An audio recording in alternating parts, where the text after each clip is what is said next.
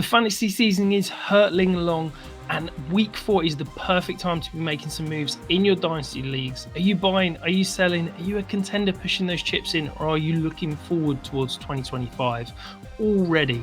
I'm going to dive into 4 players and walk you through who you should be buying and who you should be selling right now.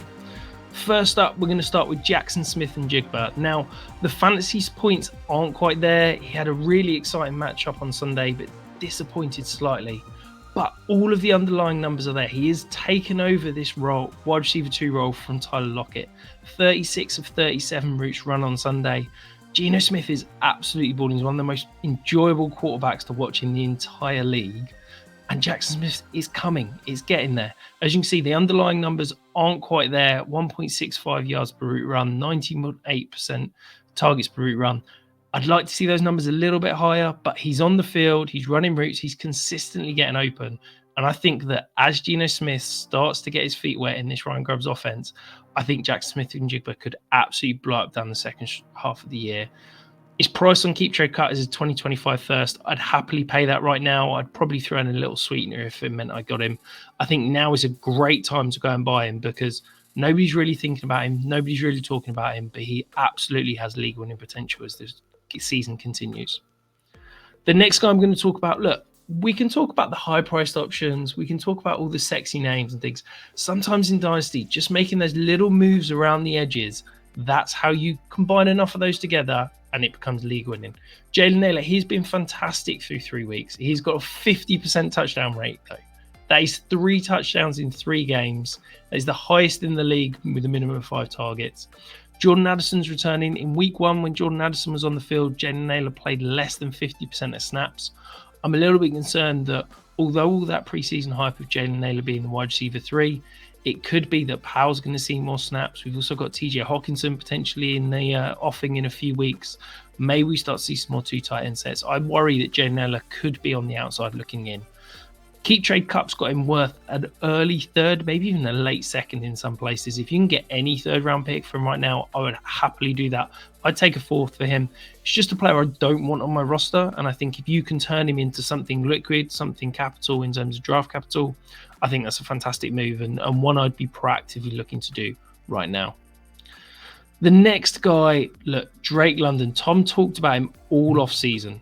This is the best situation he's ever been. And it feels like through 3 weeks, he's been okay. You know, wide receiver 22, he's been solid. He's not been incredible.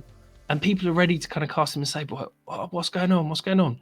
Look, Kirk Cousins is getting healthier every single game. This offense is coming together. We got a new offensive play caller, new quarterback.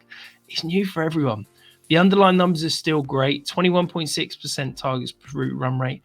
And also the Falcons are only averaging 28 pass attempts a game. Some teams are up near 40. The Falcons are at 28. That's going to regress. We're going to see more pass attempts as the season continues. And I really think Drake London could be a league winner down the stretch. Keep Trade Cut's got him worth a 1st and a 4th round pick. I mean, that's a bargain for me right now. I'd happily pay a 1st and a 2nd. Drake London, he's a top 15 Dynasty wide receiver for me. I think this is a player you can be building your Dynasty roster around, whether it be a rebuild situation, whether you be a contender. I think Drake London fits every single one of your roster needs.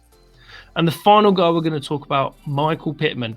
I was reasonably high on him in the offseason just because he had that incubated RPO usage.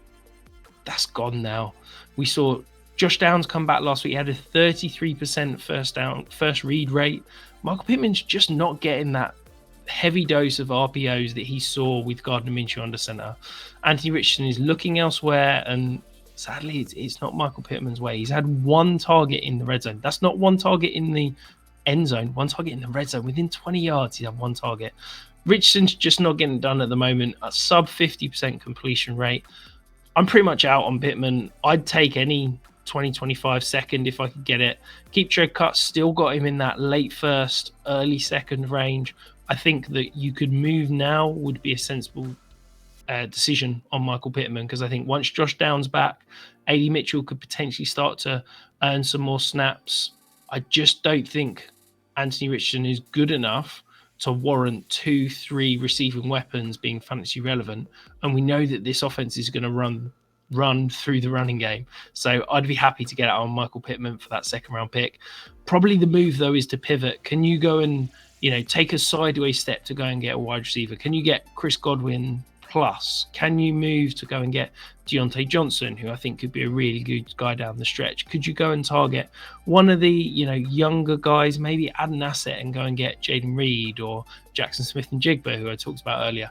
Those are the kind of moves you could be making in your Dynasty leagues right now.